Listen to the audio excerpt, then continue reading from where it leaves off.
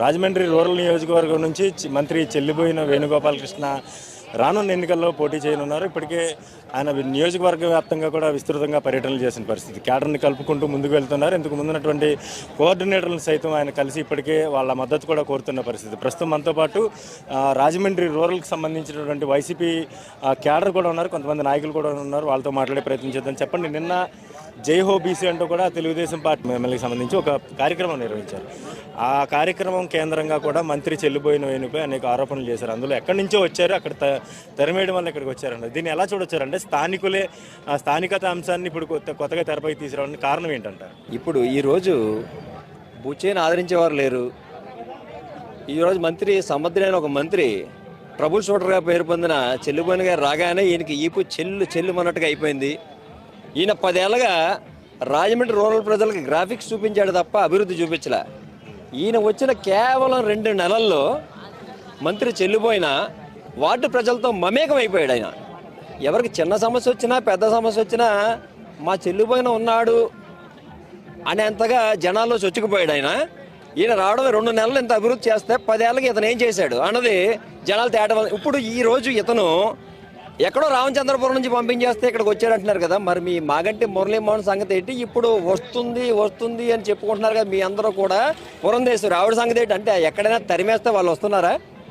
ఇక్కడ బుచ్చేలాంటి ముసలి ముదర చెత్త ఎక్కువైపోయింది కాబట్టి వైఎస్ జగన్మోహన్ రెడ్డి గారు ఈ ట్రబుల్ షూటర్ని బుచ్చేలాంటి చెత్తను ఊడ్చేయమని పంపించాడు ఆయన.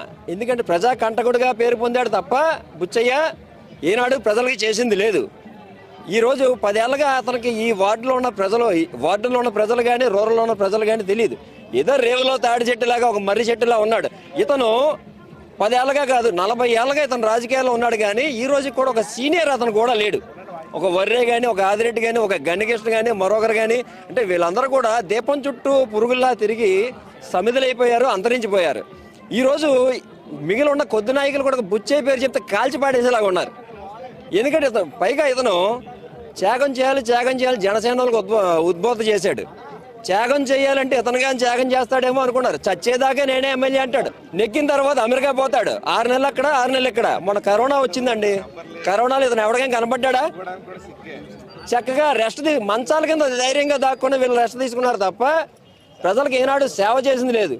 మరి చెల్లిపోయిన వచ్చి రావడంతోనే రూరల్లో అత్యంత సమస్యన రోడ్లు డ్రైనేజీల మీద దృష్టి పెట్టేసరికి ప్రజలకు ఆరాధ్యుడైపోయాడు. ఆయన సెట్టు బదులకే కాదు, మొత్తం బీసీలకి, మొత్తం రూరల్ ఉన్న ప్రజానీకం అందరికీ కూడా ఇష్టుడైపోయాడు. ఈయన బుచ్చయ్య జనసేన వాళ్ళు అంటే కందులు దుర్గేష్ గారికి పొమ్మని పొగబెట్టిన విధానం ఎలాంటిదో చూశాక రూరల్ ఉన్న కాపులందరికీ కూడా ఆగ్రహావేశాలు వస్తున్నాయి. ఇలాంటి వాడిని మనం గెలిపించాలా? మనకింత అన్యాయం చేశాడా?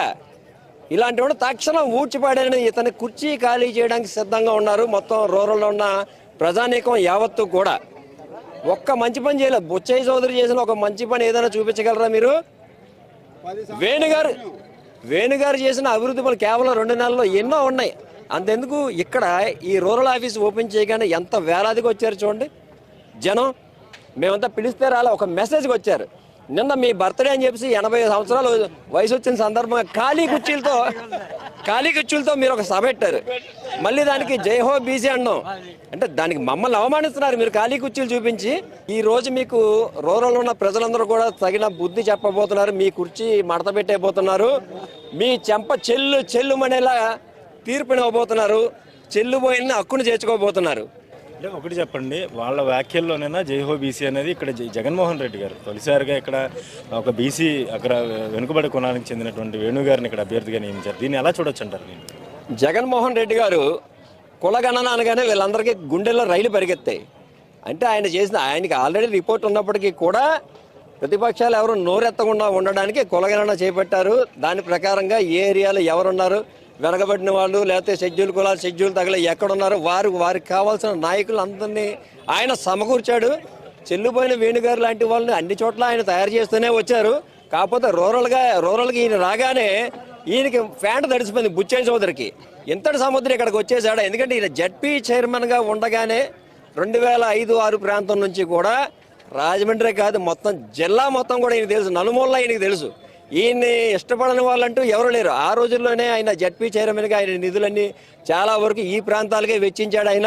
ఆయన బయటోడు కాదు, మన ఇంట్లో మనిషి కాబట్టి బుచ్చేకి అవన్నీ తెలుసు కాబట్టి 80 ఏళ్ళు వచ్చేసినాయి కాబట్టి ఆయనకు ఆ వయసు గుర్తొస్తోంది. కార్యకర్తల్లో కానీ ప్రజల్లో కానీ నిరాదరణ కనబడుతోంది.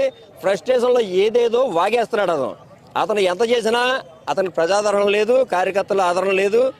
మీ పార్టీ కాటికి కాళ్ళు చాపుకుంది. మీరు ఇక ఇంటికి పోవడం ఖాయం. ఊరు పొమ్మంటుంది, కాడు రమ్మంటుంది మిమ్మల్ని కానీ మీ పార్టీని కానీ. మీరు అగ్రకుల అహంకారంతో ఉన్నారు, డబ్బు బాగా సంపాదించి ఉన్నారు కాబట్టి దాంతో ఏదైనా చేసేగలం అనుకుంటున్నారు. మా దగ్గర డబ్బు లేకపోవచ్చు, మా వెనక ప్రజలు ఉన్నారు.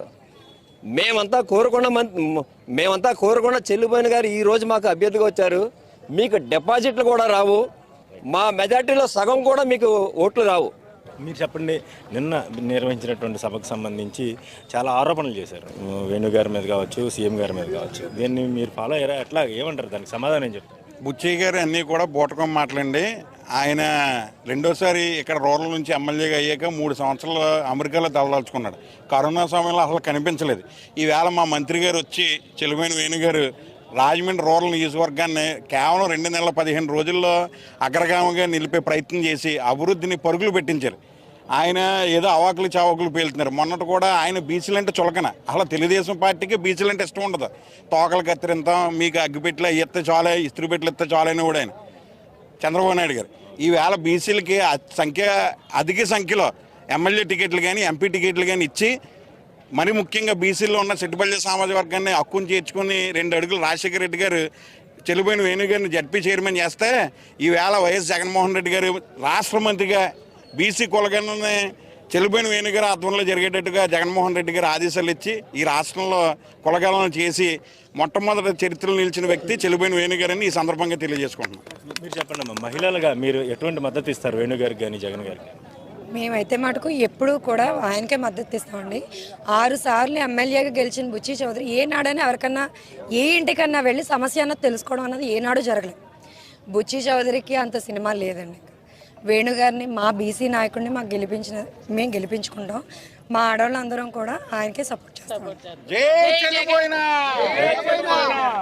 10 ఏళ్ల పాటు ఎమ్మెల్యేగా పనిచేసిన బుచ్చయ్య చౌదరి నియోజకవర్గంలో ఎటువంటి అభివృద్ధి ఫలాలు కూడా అందించలేదని నియోజకవర్గ వ్యాప్తంగా కూడా ఆయనపై నిరసన వ్యక్తం చేస్తున్న పరిస్థితి. ఎందుకంటే మొట్టమొదటిసారిగా ఈ నియోజకవర్గంలో ఒక బీసీ వెనుకబడే కులానికి చెందినటువంటి మంత్రి చెల్లిబోయిన వేణుకి ప్రాతినిధ్యం ఇవ్వడంతో ఒక్కసారిగా అగ్రకులానికి చెందినటువంటి ఈ బుచ్చయ్య చౌదరి వర్గం అంతా కూడా భయపడుతున్నారని కూడా ఇక్కడ క్యాడర్ చెప్తా ఉన్నారు. ఇదేమైనప్పటికీ రానున్న ఎన్నికల్లో అత్యధిక మెజారిటీతో మంత్రి వేణుని మరోసారి ఎమ్మెల్యేగా చేయడమే కాదు, సీఎం జగన్మోహన్ రెడ్డిని కూడా మరోసారి ముఖ్యమంత్రి పీఠంపై పెట్టడానికి తామంతా సిద్ధంగా ఉన్నామని కూడా రాజమండ్రి రూరల్ ప్రజలు చెప్తా ఉన్న పరిస్థితి. కడియం నుంచి నేను శ్రీధర్, ఐ డ్రీమ్ న్యూస్.